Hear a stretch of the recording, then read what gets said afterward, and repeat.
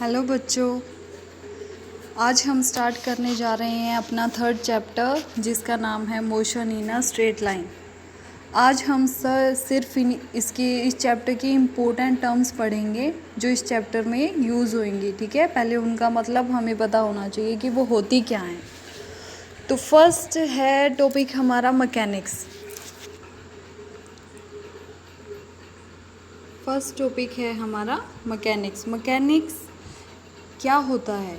ये फिज़िक्स की वो ब्रांच होती है जो धरती पे मतलब जो भी मोशन में बॉडीज़ होती हैं उनके बारे में स्टडी करना। ठीक है, उसे हम कहते हैं mechanics. Mechanics can be broadly classified into 3 branches. इसकी 3 ब्रांचेस होती है, क्या क्या? स्टैटिक्स, काइनेमेटिक्स और डायनेमिक्स। ठीक है, स्टैटिक क्या होती है? It is the branch of mechanics which deals with the study of physical bodies at rest. इसका मतलब क्या है कि ये वो ब्रांच है मैकेनिक्स की जो रेस्ट पे होती है बॉडीज़, उनके बारे में स्टडी करती हैं। ठीक है, उसको हम बोलते हैं स्टैटिक। जैसे हमने पिछली क्लासों में पढ़ा था, स्टैटिक इलेक्ट्रिसिटी होती है। क्या होती है स्टैटिक इलेक्ट्रिसिटी? कि दो बॉडीज़ को जब हम रब करते हैं उनके ऊपर चार्जेस आ जाते हैं, तो वो चार्जेस कैसे होते हैं? रेस्ट पे होते हैं। ठीक है ना, इसीलिए उसको बोलते हैं स्टैटिक इलेक्ट्रिसिटी। यानी कि जो भी बॉडीज़ रेस्ट पे होती हैं उनके बारे में स्टडी करने को क्या कहते हैं? Static. Kinematics, it is the branch of mechanics which deals with the study of motion of physical bodies without taking into account the factor which cause motion। इसका मतलब क्या है कि ये मैकेनिक्स की वो ब्रांच है जो किसके बारे में स्टडी करती है? मोशन, जो बॉडीज़ मोशन में हैं। स्टैटिक किस में थी? रेस्ट में थी। बट काइनेमेटिक में किसके बारे में स्टडी करते हैं हम? जो बॉडीज़ मोशन में होती हैं। इन दोनों में, काइनेमेटिक्स और डायनेमिक्स में, दो डिफरेंस है। काइनेमेटिक्स रीज़न नहीं पता करती कि मोशन में क्यों है, क्या कोज़ है उस बॉडी का, कि मोशन किस वजह से हो रही है। बट डायनामिक्स वो ब्रांच है मैकेनिक्स की जो साथ में तो जो बॉडीज़ मोशन में होती है उनके बारे में स्टडी करती है, बट उसके साथ साथ वो कॉज यानी कि रीज़न भी बताती है कि वो मोशन हो क्यों रही है। ओके, नेक्स्ट टॉपिक है हमारा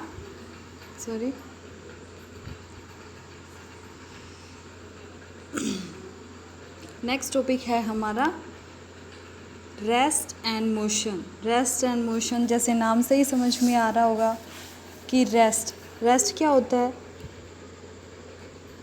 An object is said to be in rest at rest if it does not change its position with respect to the surrounding। इसका मतलब क्या है? रेस्ट किसको बोलते हैं? कि वो ऑब्जेक्ट जो अपनी पोजीशन को चेंज नहीं करते।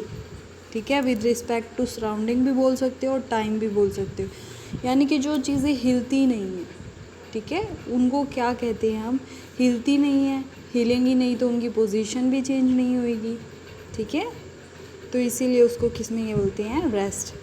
Example, the white board in the classroom at rest with respect to the classroom.